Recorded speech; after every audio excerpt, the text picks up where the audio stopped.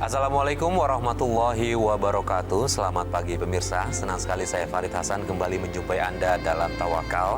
Dan saat ini di studio sudah ada bersama kita Mas Erwin dan juga Pak Ustadz Muhammad Ziyad. Assalamualaikum Pak Ustadz. Waalaikumsalam warahmatullahi wabarakatuh. Dan pemirsa, Mas Erwin ini datang ke kita. Dia bilang kalau dia punya cerita masa lalu yang kurang baik dan itu menghinggapinya terus sampai dia trauma. Nah, kalau bicara soal trauma nih Pak Ustadz, kira-kira dalam Islam boleh nggak kita selalu mengacu ke masa lalu dan itu bisa mempengaruhi kehidupan kita ke depan dalam pandangan Islam, gimana Pak Ustadz? Terima kasih Mas Farid. Jadi seseorang itu kalau mengalami masa pahit dan ini terakumulasi berulang-berulang, maka biasanya akan menimbulkan traumatik pada seseorang. Dan kalau traumatik ini tidak diobati, tidak diberikan solusi, maka ini akan kemudian menjadikan sikap yang skeptis, yang luar biasa, dan ini berbahaya. Karena itulah dalam agama, itu memang orang itu dalam kehidupannya pasti akan mengalami pasang surut. Tapi ketika sedang pasang, sedang surut, nggak boleh orang berputus asa, sedang pasang, nggak boleh orang kemudian berbanggaria yang berlebihan, maka yang biasa-biasa saja. Lah, orang yang traumatik ini adalah orang yang kemudian akhirnya melahirkan perasaan yang nggak nyaman dan pada akhirnya nanti akan menimbulkan penyesalan yang berkepanjangan. Maka Islam menuntun jalan, misalkan di dalam surat Yusuf menjelaskan wala ta'asu min rohillah, janganlah engkau berputus asa dari rahmat Allah. Kemarin kita mengalami kesulitan, kemarin kita mengalami masa yang tidak enak, kemarin mengalami masa yang pahit, tapi tataplah masa depan. Allah kita panggil dengan memohon petunjuknya, berdoa dalam kehidupan kita, maka Allah akan menurunkan rahmatnya, Allah akan berikan ketenangan dalam hidup kita. Maka traumatik itu pelan-pelan akan berganti menjadi potensi yang baik dan pikiran yang baik, dan inilah kemudian akan melahirkan laku yang baik. Nah, Mas Erwin, kita akan mencoba bantu untuk menghilangkan sedikit trauma yang ada dalam diri Mas Erwin. Cuma kita gimana caranya membantu kalau kita nggak tahu apa penyebabnya? Boleh cerita nggak? Semua itu berawal dari 28 tahun lalu. Ibu saya melahirkan saya. Setelah melahirkan saya 3 bulan kemudian, ibu saya jatuh sakit. Sakit-sakitan terus ibu lumpuh total untuk kaki dan dia tidak bisa berjalan sampai akhirnya hanya bisa terbaring di tempat tidur, berjalannya dan itu semua membuat saya merasa terpukul sebagai seorang anak dan saya tidak mendapatkan yang namanya ASI. Nah, berlanjut setelah ibu saya meninggal di umur saya 5 tahun, saya mendapatkan kayak penghakiman dari teman-teman kecil saya menyebutkan anak yang nggak punya ibu, anak yang sial dan segala macamnya. Itu yang bikin saya makin kayak berusaha untuk menjadi orang lain, jadi penyendiri, jadi aneh itu sepertinya badut. Jadi di saat saya kelas 3 SD, ayah saya nikah lagi. Saya masih ingat itu malam Jumat. Ayah malam-malam dia bawa perempuan ke rumah untuk istrinya untuk dinikahin katanya. Dan itu nikahnya besoknya. Dan di situ mulai semuanya berubah. Yang namanya ayah udah kurang peduli setelah ibu meninggal. Ditambah lagi dia menikah, semakin tidak ada kepedulian. Dan di situ saya sendiri di rumah punya sama kakak saya tinggal berdua, kakak perempuan. Dan di waktu itu dia itu udah masuk SMP. Nah, dia SMP sedangkan saya masih SD, sedangkan kakak saya udah pisah dari rumah, sedangkan saya masih di rumah. Selama saya tinggal dengan ibu tiri saya selalu dipukul, saya selalu dianiaya. Erwin! Dari tadi berapa kali saya panggil masih nggak dengar, ha? Ampun. Ibu-ibu, masa ibu kamu? Kamu tuh cuma bisa nangis saja. Kamu nggak lihat pekerjaan rumah banyak? Ada gaya aku. Berani kamu ngadu-ngadu saya? Ibu. Bener-bener ya, kamu bisa beban aja di rumah saya, tahu nggak?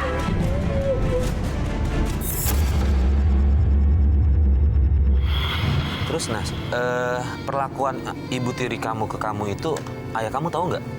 Atau kamu pernah bilang nggak ke ayah kamu? Pernah bilang ke ayah.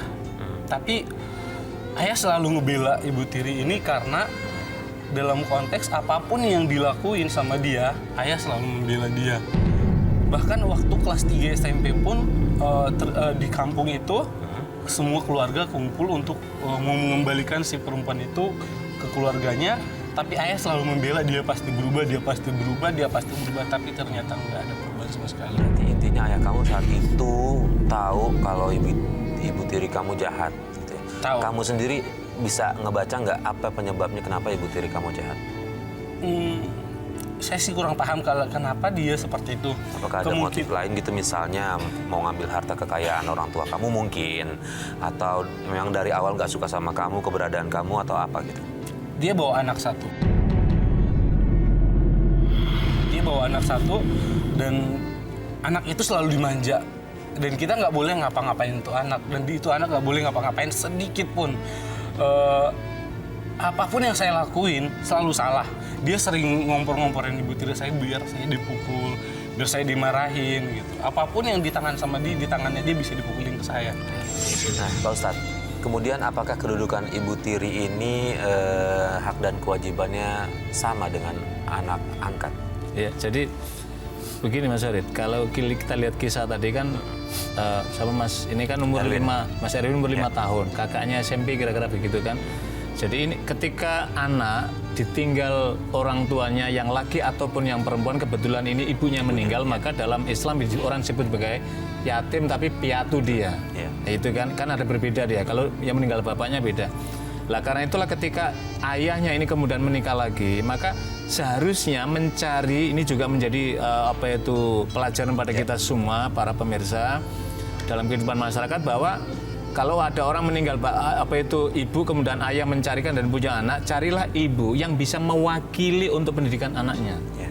Kalau kasus tadi itu kan Mas Erwin tidak mendapatkan itu kan, nggak mendapatkan itu sama kakaknya, nggak mendapatkan itu, apalagi kemudian anak.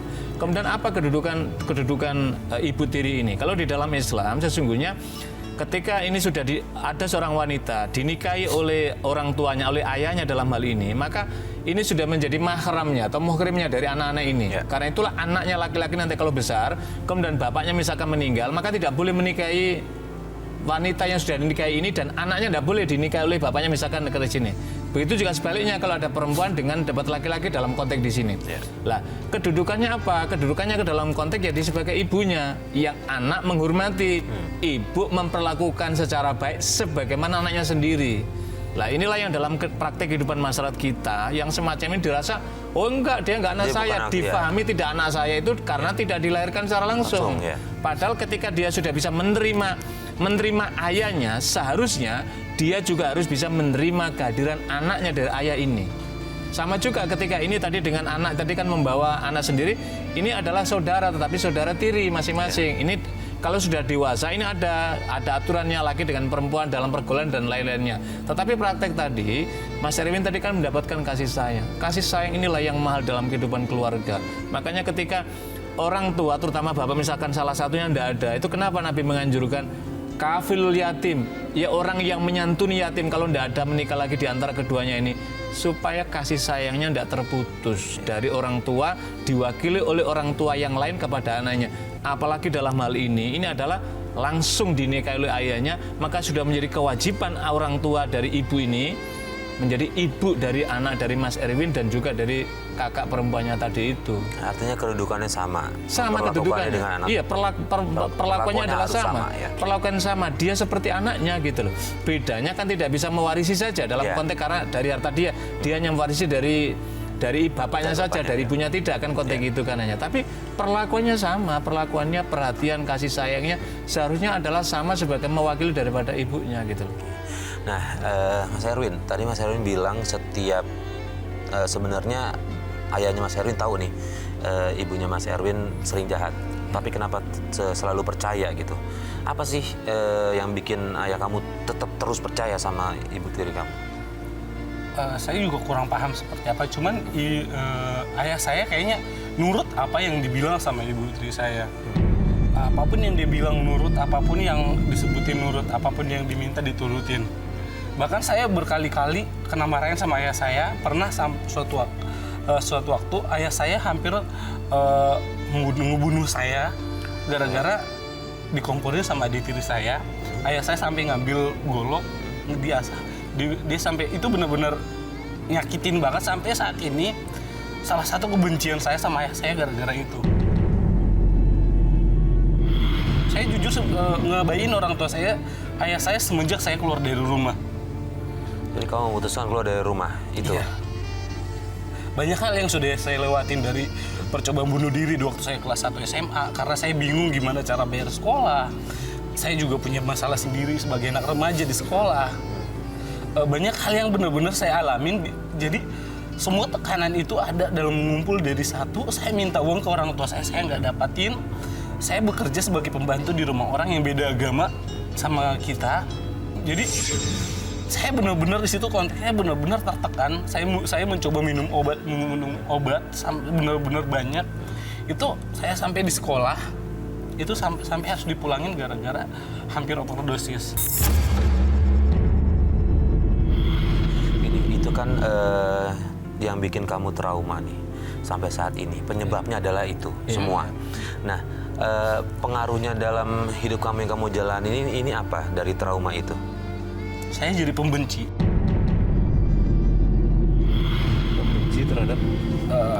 Pembenci terhadap perempuan lebih tepatnya. Ya. Jadi lebih banyaknya untuk mempermainkan perempuan. Jadi begini Pak, inilah saya kira para pemirsa sekalian, para keluarga muslim, ini harus menjadi perhatian. Kalau tadi kan kenapa Mas Erwin ini sampai kemudian perilakunya sedemikian jauh dari agama, karena ada traumatik besar tadi itu. Dan ketika ayahnya menikah, dia makin menjauh karena perlakuan daripada perempuan. Jadi ada kisah menarik Mas. Jadi ketika Umar bin Khattab itu dilapori dari sahabat yang lainnya, melaporkan mengenai perilaku anaknya yang nakal. Nah, singkat cerita, orang ayah ini laporlah kepada Umar, ya Umar, saya tidak sanggup lagi, anak saya begini. Umar tidak serta-merta hanya menerima satu informasi. Maka kemudian panggil anakmu. Kemudian anaknya dipanggil. Wahai Fulan, betul kamu melakukan begini-begini? Nah, oh iya Amir, begini. Kenapa lu kan? Karena ayahku tidak menjadikan ibu yang baik untukku. Apa maknanya? Maknanya adalah ayah ini menikah kemudian punya anak tadi, ibunya ini tidak pernah memberikan pendidikan yang baik kepada anaknya, sehingga perilaku anaknya ini tidak dalam tuntunan agama, sehingga dia melakukan kenakalan.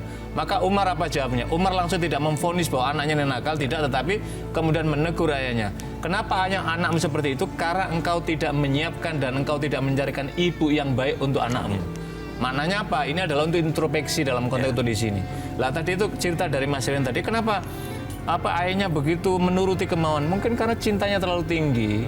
Wah, dia ada ketakutan nanti karena pengalaman ditinggal, ibunya sudah meninggal, maka sehingga apa saja berarti. Dan dia lupa bahwa ada aset termahal bagi dia adalah dua anaknya ini. Yang akhirnya adalah sekarang ketika kita melihat kisah tadi, itu kisah yang luar biasa ini Mas. Ini kan karena traumatik yang berkepanjangan akhirnya membentuk dalam perilaku tadi itu gitu loh. Lah karena itulah inilah pentingnya saya kira tuntunan agama dalam kehidupan keluarga untuk anak-anak kita.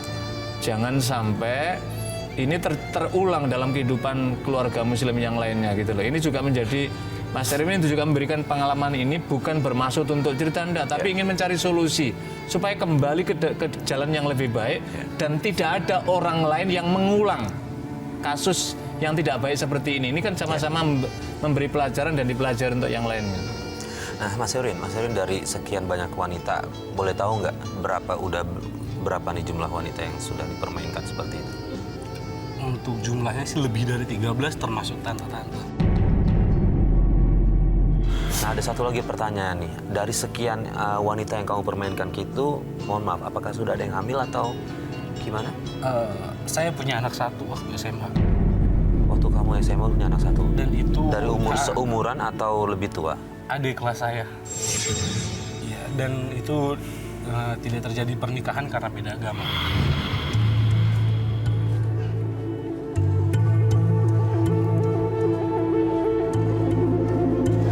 Sayang, kamu kemana? Tunggu di sini. Aku mau ngasih tahu kamu sesuatu. Apaan? Aku hamil. Kamu nikahin aku. Kamu hamil. Hamil sama siapa? Ya sama kamu Nggak dong. mungkin. Nggak mungkin. Kok nggak mungkin? Kamu udah cek ini beneran? Kan kamu tanggung jawab ya. Nggak Aku mungkin. udah cek ini Nggak mungkin. hasilnya. Nggak mungkin. Kok? Mungkin. Kok gitu? Nggak mungkin. Sekarang.